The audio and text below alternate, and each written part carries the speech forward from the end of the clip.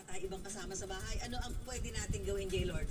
Importante na to stop whatever you are doing Okay. and then assume a resting position, a comfortable position.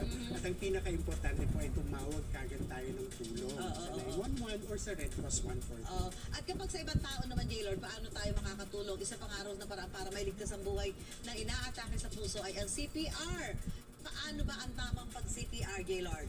Unang-una, siguraduhin natin na ang biktima ay nasa flat or firm surface. Flat, oo, yan. Katulad So, nito. naka-flat siya. So, yes. Tapos, luluhod tayo sa biktima. Luluhod. Yes. At i-check natin ang kanyang airway, breathing, at circulation. Dito, titignan mo. Okay, so titignan kung may bara, kaya papakiramdaman ang paghinga at titignan kung nagtataas ba ang bibig. Kasabay nito ay kakapain natin ang pulso. Kapag na-establish natin na walang pulso at walang hininga ang biktima, mag-start tayo ng chest compression. Ayan, saan tamang paglagay So, ba? ang tamang paglagay, he'll put one hand on the center of the chest, Sa the center, other one on top, tapos kailangan tuwid ang ating diretso. braso at hindi magbe-bend yung ating diretso elbow. talaga Yes, yun, no? tapos ibibigay natin yung bigat ng ating upper body, yan, para ma-reach natin yung correct depth of compression.